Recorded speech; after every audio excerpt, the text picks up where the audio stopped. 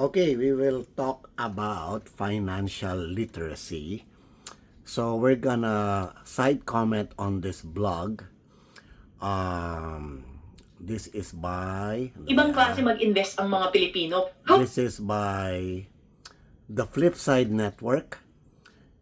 Their title is The Dark Side About the Philippine Real Estate. So I'm into real estate since 2008. So more than siguro 18 years na ako nasa real estate in the Philippines. So I'm gonna give my own views. I'm not gonna say I'm right or wrong, but you can listen to them or you can listen to me. I'll do my side comments. If I agree with them, I will agree. If not, I will contradict and I'll give my valid statement, no? Sorry, wala akong StreamYard, although meron akong StreamYard account, but hindi ko pwede asahan yung ibang no? So, okay, let's go. What not that?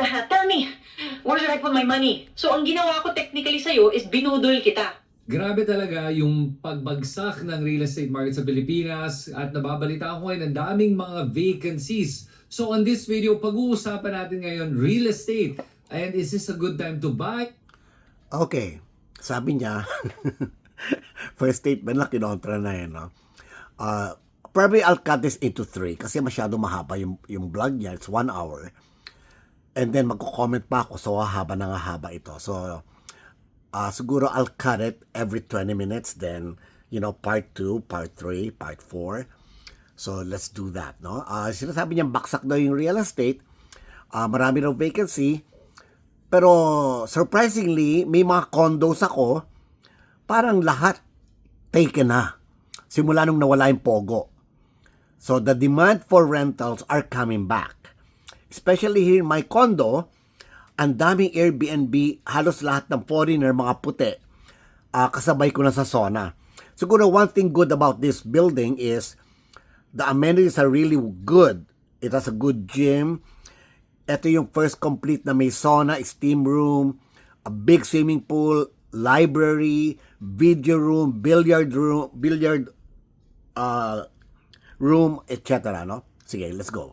O kaya mag-rent muna? At ano ba talaga nangyayari sa mundo ng real estate? And with me is one of the best and most well-known brokers in the industry. She's that broker, Miss Maiko. Wow. Maiko, welcome to the show. Thanks, Chris. I love the intro. I am not the best, but I like that. Ayan, I will okay. I heard about Propel, no? Narinig ko na yung Propel na yan. They're very loud in the social media industry. take that. Yeah. Oh, take it. Take everything you can get, di ba? Claim it. Oh, di ba? Pero Maiko, before you became She's That Broker, you were really a broker. Matagal ka na broker. Yes, I have been a licensed broker for 3 years now, but I've been in real estate for almost 10 years. 10 years. Yes. So nakita mo yung industriya ng real estate change from 10 years ago to today. Oh yeah, and my mom Actually, no. Because like 10 years ago, 2016, so 2026, the only crisis she has been was the COVID on 2020. 2016 to 2019 was quite stable. It's the hindi naman downturn, still up. But after the COVID, it really pulled down. Then pumasok si BBM, and then ayun na. Nagkaroon ng bounce back a little bit, but actually during COVID, no? Siguro COVID covers like 2 years, 2020 to 2022. Surprisingly, the online sales really went up. Actually, our team, during the COVID lockdown, like March, April, May, June, we almost made 1 billion sale online. So doon ako na pwersa to learn the online selling, which I hated before because I was the type, I'm an old school. I'm the type na, hindi, gusto ko yung networking na namimit ako, ganun-ganon. Then I encourage people or agents to sell abroad or may hawakan ako mga ulo. then, encourage them to sell for their relatives or etc. Okay, let's continue. Been a real estate broker since I was in high school. Wow. So I was exposed to that. The highs, the lows, the highs, back to the lows. O sige, so to break the parang the myth Yes. or the romanticizing becoming a real estate broker, kasi marami nagsabi real estate brokers make millions. I wish.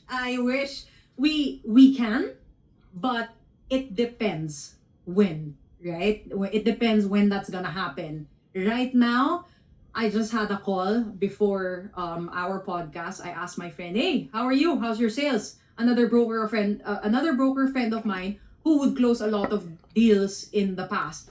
He's like, "Wala, Maiko, mahina. Ayoko na nga mag-viewing eh." Ako naman, kaya nga nag-content na lang ako.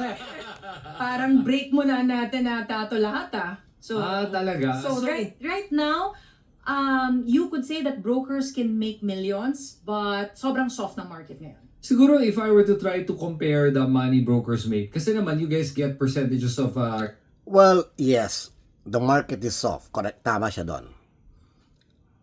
the sale, malaki. Yeah. You're talking about, let's see, yung magbenta ka ngayon ng property, 100 million. Pero then again, how often do you sell 100 million property? Exactly. At saka gaano mo katagal tatrabahuhin yung 100 million na yon? Para mabenta yung isang yon. Correct. So you could be waiting a year, 2 years before you make that 100 million peso sale. And then you're like, oh my God. So Definitely. for That's not true. I made 1 billion sale in 2023. Then I made so many millions, 100 millions before that. I was consistent since 2011. And then tumigil lang ako pagbibenta noong 2017 to 2019 because nagbenta ako ng bahay, so marami akong pera, so I don't need to work. Then 2020 came, I went back to real estate on January 19. Then February 15, may COVID na. Kailan yung lockdown? Lockdown was March. I don't know, I think Feb 15 or March 15. So we were like a lockdown team. So yon, no? Earning 100 million, isang bahay lang yan, no? Isang bahay sa Green Hills yan. O isang penthouse lang yan. Kaya ibenta yan. Kung magaling ka talaga, you can sell 100 million a month. At para sa ibang broker, that's peanuts. Some can sell 500 million a month. Meron talaga. Kung talaga maabilidad ka at magaling ka sa real estate, hindi ka mawawala ng pera. But it has to be constant. Katulad ko, nawala ako sa real estate. So I need to dig up my contacts and my kumbaga sa spider, my web, no? I need to activate them again. So that's what I'm doing now. Okay? Because nag-hibernate na naman ako from 2024, 2025. No? 2 year and a half.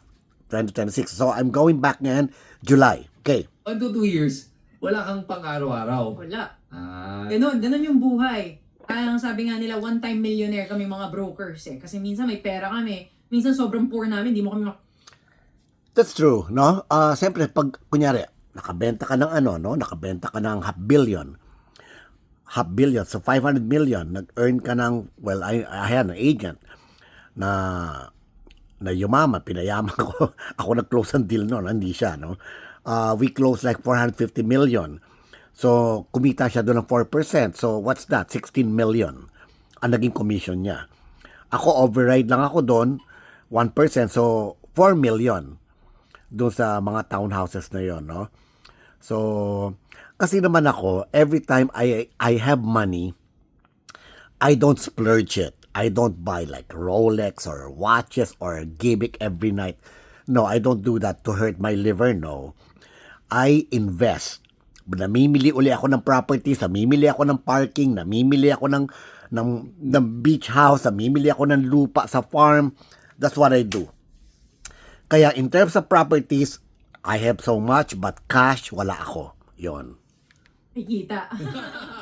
But that's why, yun naman yung mindset na I'm trying to help people address also. To have the mindset na hindi porket kumikita ka ng ganito kalaki, ganito na yung gagawin mo araw-araw. Spend it all, right? One-time millionaire.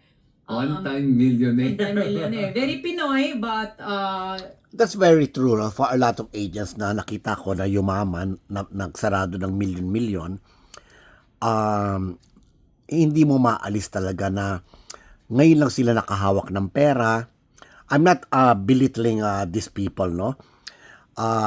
Ngayon lang sila nakahawak ng ganong kalaki na silaw, yumabang, nag-splurge, nagyabang-yabang, nagpakasal ng bongga, feeling nila hindi na mauubos yung million-million nila. Ako nagkaroon 35 million, ubos eh. Hindi ko alam saan napunta. Mabilis mawala ang pera. That's all I'm saying. Okay? So you have to be very careful with your money. You have to think you're poor all the time kahit may 100 million ka sa bangko. If not, mauubos yon. Yun lang advice ko.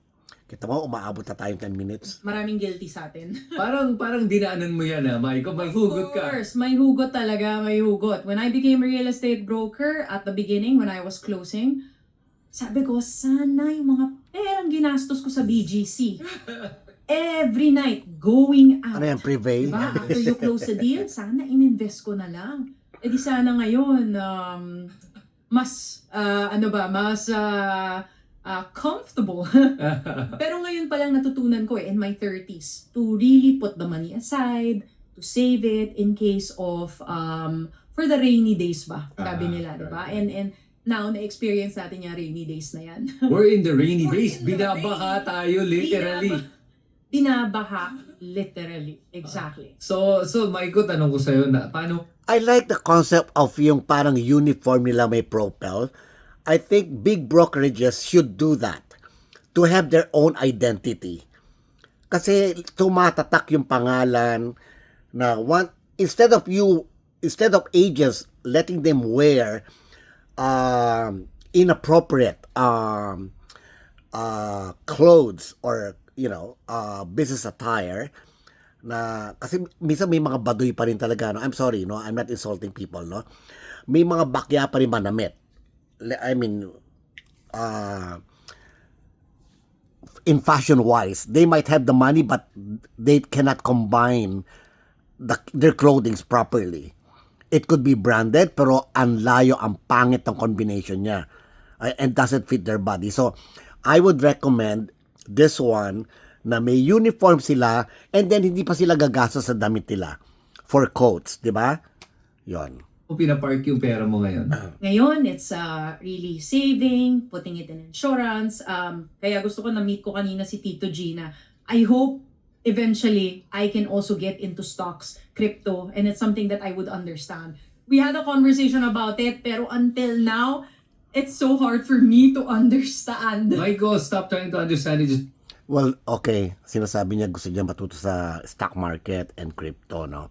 Crypto, I'm advising you can only invest in Bitcoin. But remember, ang crypto, marami sila ha. Parang stock market yan. Ang daming kumpanya. May San Miguel, may Ayala Land, may Maynilad, may Meralco, may PLDT. Only invest in Bitcoin. Although, sa Bitcoin, hindi ka nakikita doon dahil why?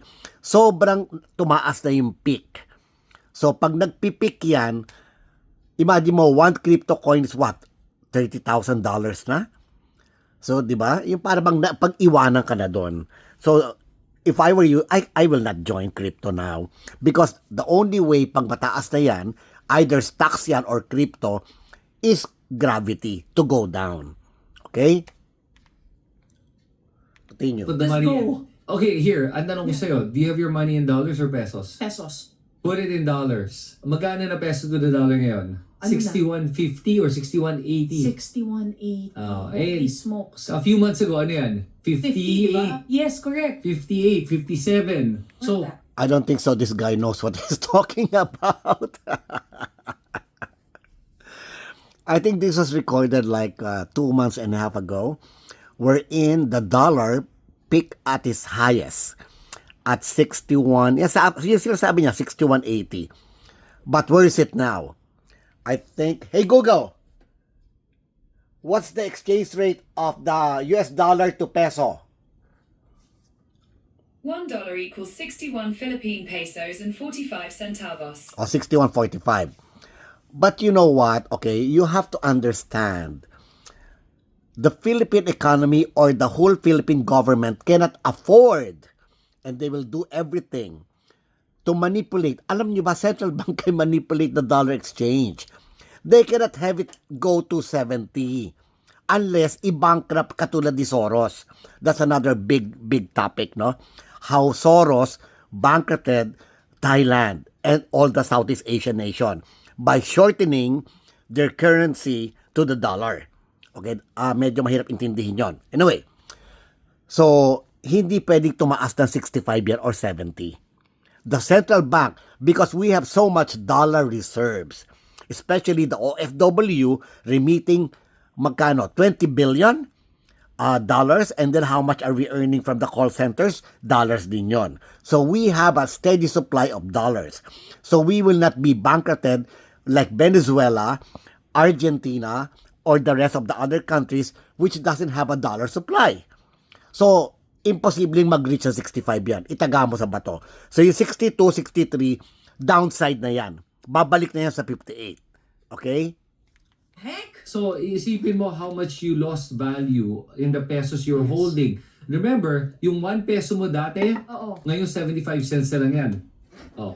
You lost a lot. You lost 25% of the Okay. value of your money by keeping it in pesos. Put it right away in the... Mali-mali pa siya. 25% ba yon? Hello? 58.61. So, that's 3 pesos. 3 pesos divided by 58. That's not 25%. dollars. Okay, yung ba yung USDT? Yung ba Well, yun? that's Same, same. crypto na dollars, yes. Ang maganda lang sa USDT kasi, mas mabilis siyang gamitin. Kasi pag naka-dollars ka, pwede sa bank account, pwede naman lagay mo sa dollars. Okay. Tapos i-convert mo to pesos whenever you need it. Okay. Ang USDT lang kasi, you're holding on to it. It's not like pag sa bangko kasi hirap yung US dollar. Bine-verify pa nila, ganyan. Tapos, paminsan-minsan kung nagko-convert ka, tinitingnan ba yung serial numbers, yung mga... Talking about currency, no? I've physically what do you call this? I've physically hoarded currency, but not US dollar. I hoarded the baht, Thai baht. I hoarded the Japanese yen. So, yan ang bet ko na umaakyat. Which totally, umakyat nga naman. Umakyat yung Thai baht. Ngayon, aakyat yung yen. So, if I'm gonna bet on a currency versus the peso, I would bet on the Thai baht and the Japanese yen, which were undervalued and which has a tendency to go up. Not the US dollar. Pabaksak ang US dollar. Kasi, maraming utang ng US. Sasabog yan anytime. Okay? Ganon. Yeah. USDT, you convert it, you have it, use it. Ganon. Noted. Pero if I were you, put it in dollars. Because if you put it in dollars and the peso drops to 61.50, it's worth more, Correct.